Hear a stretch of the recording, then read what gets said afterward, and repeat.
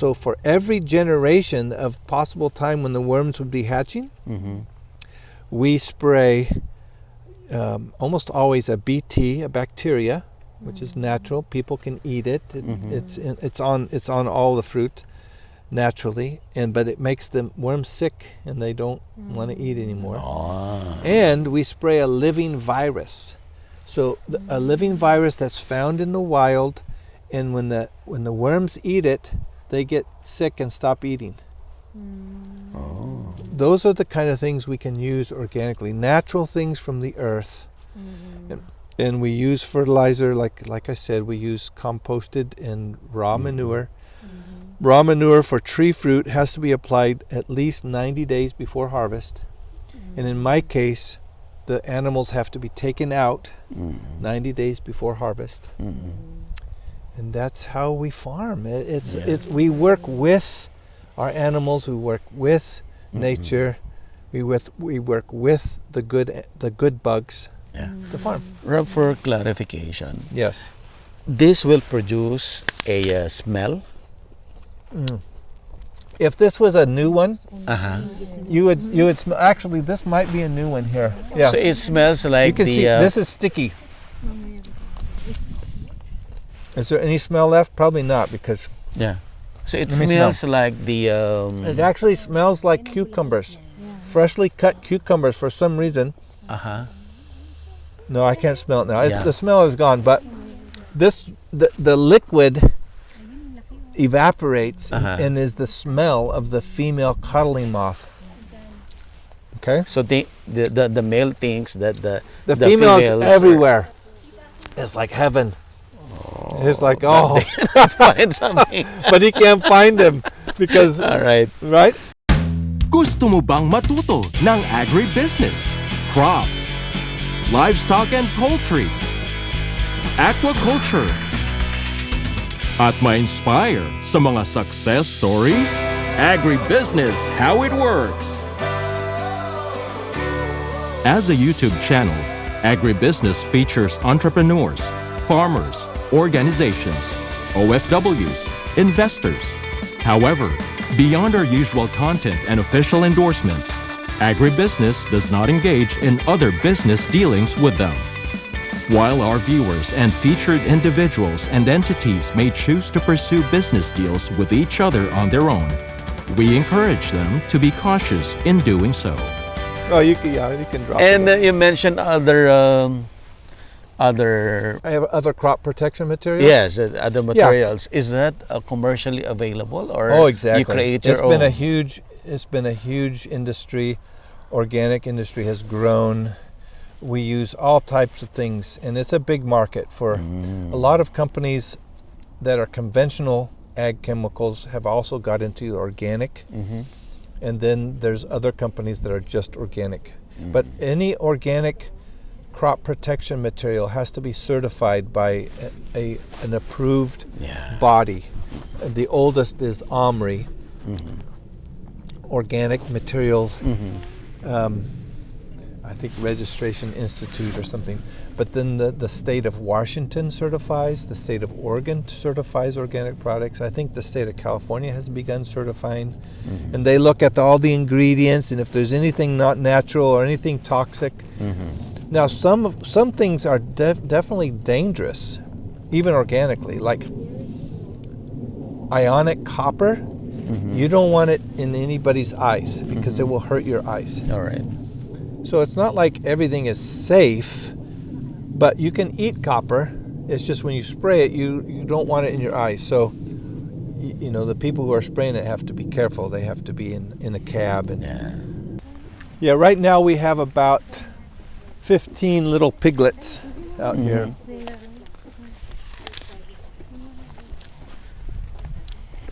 Oh, and then of course, the Great Pyrenees dogs are to protect. Hey, boys. They're not supposed to be chasing. Hey, no.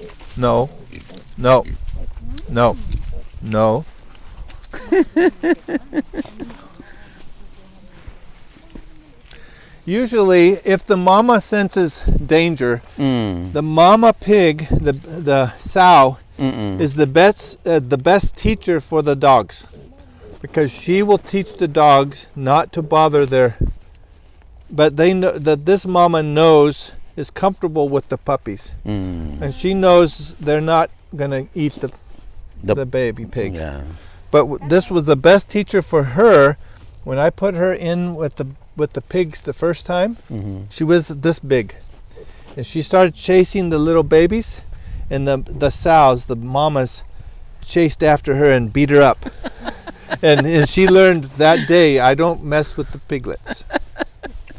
And so I'm teaching these puppies. They have to be taught and learn how to take care. See, the mama will only have so much patience, but these little puppies, to be a good guard dog for pigs, they have to learn that their job is to take care of the pigs, not to chase them. Yeah, so, but they keep out coyotes. Is the biggest predator. So how many people helping you in the farm? During harvest, if I harvest for people directly, I'll probably only need about 15 harvesters, 15 people to pick and pack every day. From September 20th until the 1st of November or November 10th.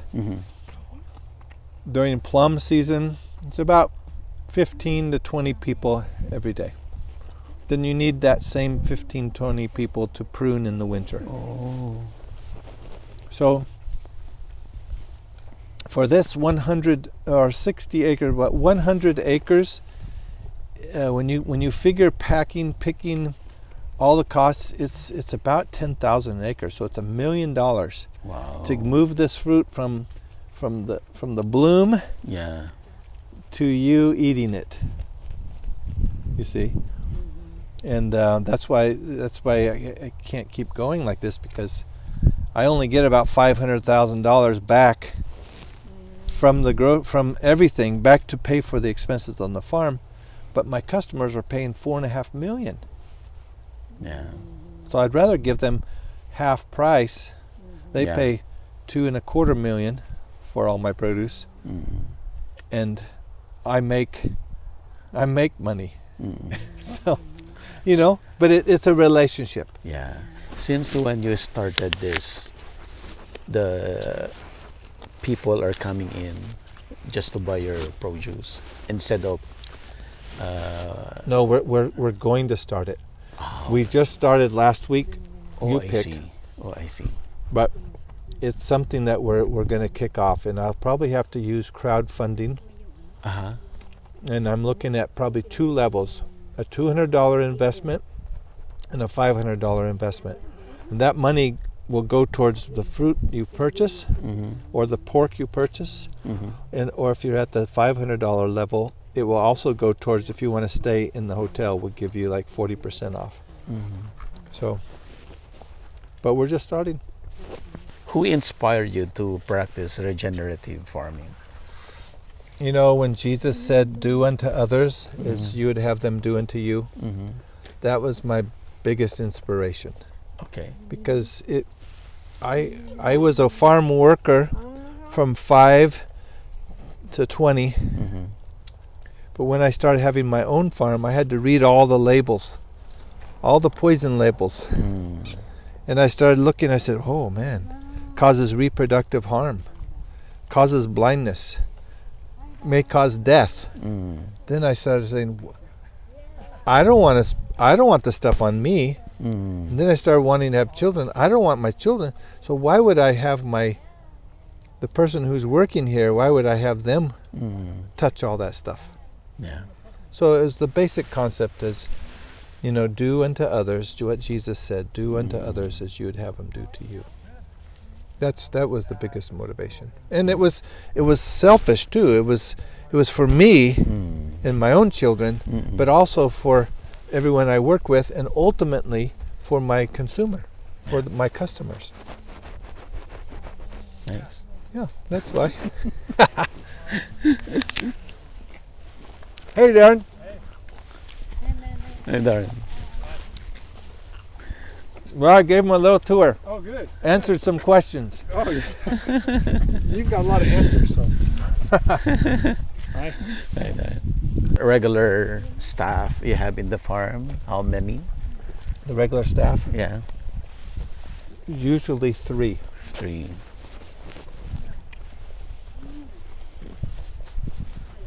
But I'm on the, I mean, just to be frank, Mhm. I'm on the edge of determining what to do because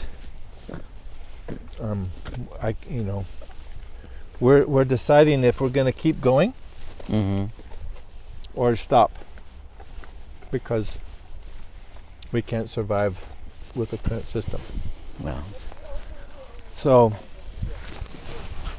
is your problem also the problem of the same farmers in the area? if you own all the things in between, like if you own your own sales company, your own cold storage company, and you're farming, there are farmers that are getting bigger, Mm-hmm. but even the best ones, the margins are so small that any mistake and they're going to lose money. Yeah. So I went to a funeral today of a large farmer. He was been growing his whole life, and he wasn't even raised on the farm. So he started. Mm-hmm. He died at 72, and so there are people that have been growing. Mm-hmm. My family, I have lots of my family. They've kept growing and they're doing well. But even them are looking for ways to get out of fruit production and try to find other ways because the margin is so small. So small. You for instance, if a large company, this is real numbers, they might have $74 million in sales, Mm-hmm. but their expenses are $72 million. Mm-hmm. So if they had a mistake, they could easily lose 10 or 15. You see, the margin is just razor thin. Yeah. So that particular family has put a lot of their investment in the years they make money in going outside the country where the labor is a lot less expensive, right? So in the long run is we've got to figure out ways, if we want to produce our own fruit in America, we're going to have to figure out ways to be more connected with our consumer. Because if we're not connected and just use the system that we have, Yeah. I'm producing a lot of profit for a lot of people between me and the consumer. And the system makes it really, really hard. Yeah. So I've had probably half of my friends who used to be farming when I was a kid, Mm-hmm. their families no longer farm. The small farmers keep going out of business, and the big farmers, they're surviving. Some years better, some years not. And then just this last year, we had one of the biggest bankruptcies in the area for lots of years. Large fruit farms.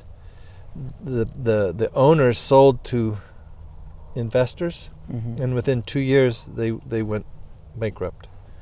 That's happened a couple times recently, but Wow. so yeah, farming is not it's not for the faint of heart, let's put it that way. But regeneratively, it helped me realize that it's really about relationships. And so yeah, I'm looking forward to doing that. And I do have a website that I'll be letting people know. So Mhm. it's on the sign Mm-hmm. over there, Welcome Table Farms Welcome Table Farms. And, .com. .com. .com. Yeah, and we're going to be, when we have our campaign. Oh, and the other thing that's interesting, I'm a part owner in an energy company called Yosemite Clean Energy. So I'm very aware of the different, and that's a clean energy using hydrogen, Mm-hmm. turning wood, Mm-hmm. waste wood into hydrogen. Mm-hmm. But the other thing I didn't say, and some people are paying lots of money for people to sequester carbon right? When you buy an airline ticket, it will ask you, do you want to offset your carbon? Yeah. Okay. Well, do you know that the way God invented agriculture is that we would be the professional carbon sequestrators? All the tree limbs that we produce and all the roots that get made and put back into the soil, that's carbon. It's taking carbon out of the air and storing it in the soil in the form of humus, roots matter, all the plant matter is actually carbon. And so we're actually, they worry about carbon dioxide too much in the air, which honestly I don't think is a real problem. But today, a lot of people in the world think that's the problem. Well, the number one way without spending any money to sequester carbon out of the air, carbon dioxide, is to let grass grow on the bottom of your orchard and let grass grow, and that's the best way to sequester carbon, and it's not costing anybody any money. Wow. So that's another reason why, to support organic and regenerative agriculture. Yeah. Welcome to ablefarms.com. Anyway, that's a little bit about, and it's fun to be able to share the peaceful side of farming, right? See, Darren spends a lot of time in the peaceful nature. All right. Too small in the middle. That's okay. That orchard produces fruit every month of the year. So I always have... Every month of the year? Every month All I year have round. fruit, year round. Wow. Welcome to California. Well, it's sort of like the Philippines, no? Yeah, you have fruit all the time. Yes. We have local fruits. Yeah, so take some of those. Yeah, I'll buy. These are hachias. Okay. Hachias, and they're only for cooking, or you can use it like syrup. But the only way to make it ready to eat is you have to put it in the freezer for a day or two, let it get frozen, and then take it out and thaw it, and then it will be soft like syrup. And people make cookies. They use it for. But then there's another persimmon, and we can go over there and I'll show you. You can stop and get them it's called a fuyu, and it's fuyu. It's fuyu to eat right now. It's hard, but you eat it like an apple. Ganda, no? Ganda ba?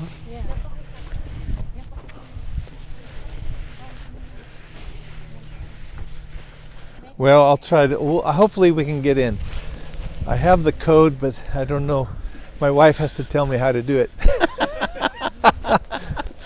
These are oranges? Yes, oranges. Oh, the two kinds of persimmons. Let me show that to you. Those are the hachias. Those you cannot eat off the tree. But these are the fuyus. And the fuyus are fuyu. Oh. You can eat those like an apple. You grafted it also? Yes, the top part is I grafted. Yes. So 2 varieties in one tree. Huh? 2 varieties in one tree. Now this you eat just like an apple. Here we go. Let's go this way, and I'll go. Darren, we'll just finish this, and then we will discuss. Thank you. All right, let's go look at the unit, and then. Now these are my Toyotas that run on hydrogen gas. So, but I'm not using them right now because we don't have a hydrogen station nearby. Oh. So I can't sell them until we have a hydrogen station. Okay. So the oranges is not yet season? Yes, they are, but these are tangerines. I'm eating those now. These are lemons. Lemon. Wow. I'm eating these already. They don't look ripe, but when you get them Mm-hmm. and you peel them Mm-hmm. like this, Oh. and they get sweeter the longer you wait, but they're good now. So inside is the. I'll give you some here, just a second. So these are tangerines. Tangerine. Mm-hmm. Oh, thank you. Thank you. Here, Thank you. want some? Oh, yeah. Here. Thanks. All right. So let's go look and see if we can find an open door.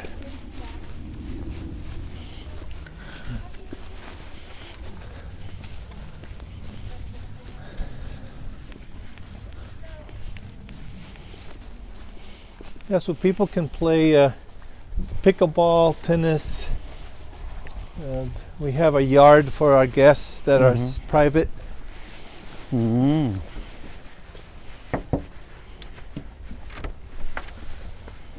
Now I'll see if I can figure this out here. So you put your bees in the farm? Yeah. I tasted the honey already. Ah, Oh, yeah, good. Yeah. Okay, you got your. yeah. So this has 2 queen beds, 1 queen bed on the top. You can go up the stairs if you'd like. Mm. This is a 2-bedroom unit, so we have Ah. this unit, Wow, nice. and then and then upstairs is really nice too. If you want to go up the stairs. So beautiful. Yeah. Wow. So relaxing. How far is your place from here? Well, I keep my bees here, so it's just right, just like. It's like an Very Airbnb, huh? Yeah, it is. And then I live in Kingsburg, so Is about it 2 listed miles. on Airbnb? So that's It my house is, about but 2 we're miles. we've had a management company running it. But, so this is you can come and experience the farm. Yeah.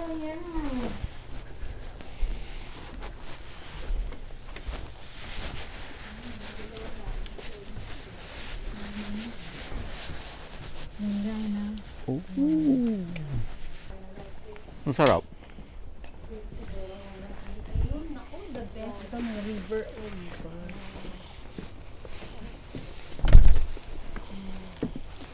And the nice thing is there's a farm in front of it. Yes. And then that's my sister lives over there. So she's a farmer also. Her husband and her, and she's got 4 boys. So sweet. Oh yeah, it is. It's very good. Nice place. This is the Kings River. So it was named by the Spanish explorers. Mm-hmm. When they were coming up the valley, they camped along the river on January 5th, which is the day of Epiphany, when the Catholic Church celebrates the wise men visiting Jesus, the kings. Mm-hmm. So they named it El Rio de los Reyes, and that's where we got Kingsburg, we got Kings River, Kings Canyon National Park. All comes from the kings visiting Jesus, Oh, I see. right? Final word. Final message. Can you give us a final message to our audience? Final word? Okay. Well, again, thanks for coming to visit. Remember that you are so precious. You are worth more than gold can ever buy. God loves you. He wants you to experience abundant life. So take care of yourself. Love God, love yourself, so then you can love your neighbor like you love yourself. So that means eat right. Take care of your body, take care of your mind, right? Take off. Enjoy peace so that you can bring peace to a war-laden world. Okay? Amen. Amen? Thank you, Rob. Thank you for coming so to visit. much. Yes. Thank you. Thank so you. much. Yes, thank you. Sir. So I'll have to find out your. Well, I've got your info now. So And I can share it with you. okay, yeah, there. Even the channel. The channel and the Yeah. Okay. Though I speak in Filipino in my Oh, channel. that's okay. Because my Filipino audience will get mad if I'm speaking in English. Why you're speaking in English? We're Filipinos. And what's the main language in the Filipinos called? It's we call it Filipino, but it's a mixture of different dialects. Oh, I see. But majority is from the Tagalog dialect. Tagalog. That's right, because in Tacloban, that's a different language. It's a different dialect, yes. Different dialect, yeah. Different. Because we have something like 100 plus of dialects in the whole country. Yeah. So actually, Tagalog is my second language. I speak another dialect from the north. And then people still speak Spanish? No. The old ones. Oh, Yeah, but the younger generation, they don't know anymore. They did realize that they're speaking Spanish words, that they didn't know that it's a Spanish word. They thought it's a Filipino word, but actually it's Spanish. When I was there in 1978, I was a little boy. But the little boys would call me, "Hey Joe." Yes. Hey Joe. Yes. Because of From the World War II. World War II, because of the American Yeah, Joe. soldiers. Yes. They would call me Joe. Yeah. That dates me a little bit. It's like when my dad bought the property in 1972, the river was wild until 14 years before we bought the property. My dad bought the property. So there was so much fish, so much beavers. When I was 8 years old, I was chopping cotton right here. And when I would get too close to the river, splash, splash, splash, splash, splash. There were beavers everywhere. And now it's rare to see a beaver. Yeah. Okay, have Okay. a good time. Okay. Thank you so much.